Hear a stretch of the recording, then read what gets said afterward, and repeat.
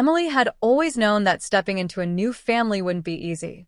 She married David out of love, but with that love came the challenge of winning over his son, Jake.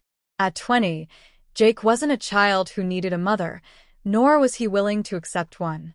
She tried her best, cooked his favorite meals, asked about his college life, and gave him space when he needed it. But his responses were short, his eyes distant. Whenever David was home, Jake was polite, respectful. The moment his father left the room, his demeanor shifted. Cold, indifferent, as if she were nothing more than an unwanted presence in his home. Emily wasn't naive. She knew Jake resented her, perhaps even saw her as a replacement for his mother. But there was something else in his eyes, something she couldn't quite place. A certain hesitation, a fleeting glance that lingered just a second too long. She brushed it off, convincing herself it was all in her head. One evening, David packed his bags for a business trip. "Take care of each other," he said, kissing Emily goodbye. Jake barely acknowledged his father's words.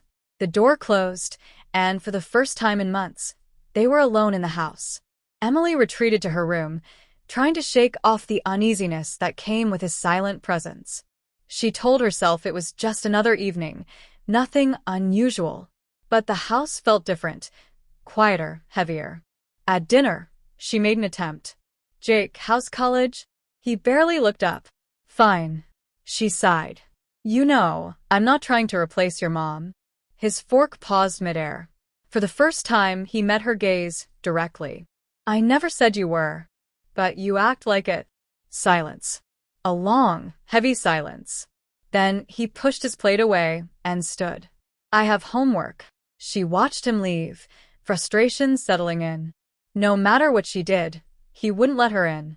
Later that night, as Emily sat in the living room, she noticed Jake lingering by the kitchen doorway.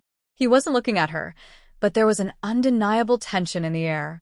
Something unspoken between them. A flicker of lightning illuminated the room, casting shadows across his face. The power flickered, then went out. Darkness filled the space between them. Emily sighed. "Great." Jake hesitated, then walked toward her. "I'll check the breaker." She nodded, watching him disappear down the hall. In that moment, she realized something. This wasn't just resentment anymore. It was something else entirely. Something dangerous. And for the first time, she wasn't sure if she wanted to ignore it. The storm raged outside, heavy raindrops hammering against the windows. The power was still out, leaving the house bathed in darkness except for the occasional flash of lightning. Emily sat on the couch, scrolling through her phone, but there was no internet. Frustrated, she put it down and glanced toward the hallway. The house felt unnervingly quiet. Minutes passed before Jake returned. "Breaker's fine. Must be the storm." Emily sighed. "Figures." He hesitated before sitting across from her. It was rare, him choosing to stay in the same space willingly. An odd silence stretched between them, thick with something unspoken. "I saw you watching the old videos," Jake said suddenly. Emily blinked. She had forgotten the family footage she had played earlier, a video of David with his late wife. "Yeah," she admitted. "Your dad loved her a lot." Jake's expression darkened. "He still does." His words stung in a way she hadn't expected. She wasn't jealous, but she had always felt like an outsider in their family. It wasn't resentment, just a quiet, lingering ache. Jake leaned forward, resting his elbows on his knees. "Do you ever wonder if you're just filling a space?" Emily's breath caught. It was a cruel question, but maybe he didn't mean it that way. Maybe he was just trying to understand. "I don't think love works like that," she said carefully. "People don't replace others. They just learn to keep moving." Jake scoffed, shaking his head. "You really believe that?" She looked at him, then really looked at him. His jaw was tense, his hands clenched. There was something else beneath his resentment. A struggle he wasn't saying out loud. "Jake," she started, but he stood up abruptly. "I should go to bed." She nodded, watching him walk away. But as he reached the hallway, he paused. There was hesitation in the way he stood, as if battling himself. He turned, his eyes locking onto hers in the dim light. And then, just as quickly, he was gone. Emily exhaled sharply, pressing a hand to her chest. She wasn't sure what just happened, but she knew one thing. Something between them had shifted. And she wasn't sure if they could ever go back. The next morning, everything felt different. Jake avoided her completely, keeping his distance in a way that was almost deliberate. No more cold stares, no more silent tension, just absence. It was as if he had decided the best way to deal with whatever was happening between them was to pretend she didn't exist. Emily told herself this was for the best. Whatever unspoken thing had lingered last night needed to be buried. She was a stepmother, married to his father, and nothing could ever change that. But the problem with unspoken things is that they don't disappear. They linger, growing in the spaces between words, in the glances that last a second too long, in the accidental touches that send shivers down your spine. That evening, Emily was in the kitchen when Jake walked in. It had been hours since they had been in the same room, and she wasn't sure what to expect. He opened the fridge, grabbed a bottle of water, and turned to leave without a word. "You're avoiding me," she said. Jake froze, his back to her. "I'm not," he muttered after a pause. "Jake," she said softly. He sighed, running a hand through his hair. "Look, I don't know what you want me to say." She didn't know either.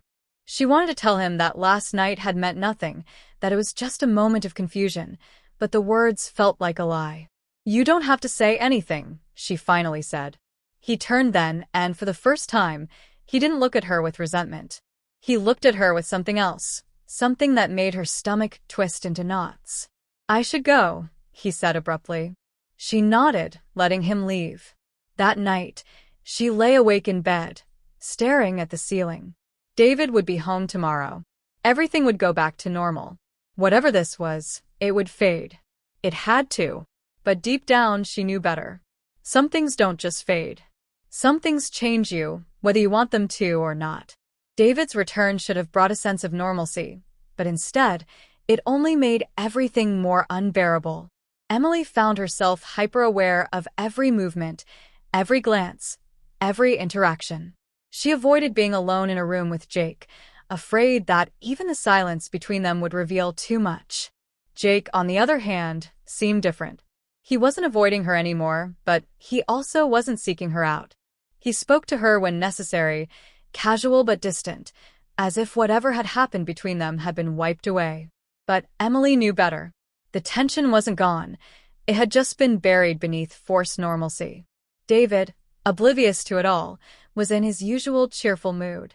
"It's good to be home," he said one evening as they sat down for dinner. "I missed this." Emily forced a smile, nodding. Jake didn't say much, only responding when directly spoken to. His usual sharpness was gone, replaced by something unreadable. Later that night, Emily walked past Jake's room and noticed the door slightly open. Inside, he sat at his desk, staring at a notebook. Something about the way he looked, lost, conflicted, made her hesitate. She knocked lightly. He looked up, startled. "Hey." "Hey," she said softly. "Everything okay?" He hesitated, then sighed, running a hand over his face. "Yeah, just thinking." She glanced at the notebook. "About what?" For a moment, he didn't answer. Then, as if making a decision, he pushed the notebook toward her. "I wrote something. Wasn't planning on showing you, but maybe you should see it." Emily hesitated before picking it up. The words on the page made her chest tighten. It wasn't a love letter, nor was it a confession. It was something more painful, an acknowledgement of everything unspoken. It was about feelings that should have never existed, about a connection that could never be acted upon. And in the end, it was a goodbye. She looked at him, but he was already staring at the floor. "Jake." "I know," he said quietly. "It doesn't change anything." She exhaled, placing the notebook back on the desk. "No, it doesn't." The weight in the room was suffocating, but there was also relief. A quiet understanding. Days later, Jake announced he was moving out. He framed it as a decision about independence, about wanting to focus on himself. David was proud, happy for his son. Emily only nodded, knowing the real reason. When the day came, Jake barely said goodbye. A quick hug for his father, a polite nod toward Emily. And just like that, he was gone. That night, as she lay beside David, she stared at the ceiling, feeling both empty and relieved. Some love stories never truly begin. Some are just battles we fight within ourselves, leaving behind scars only we can see.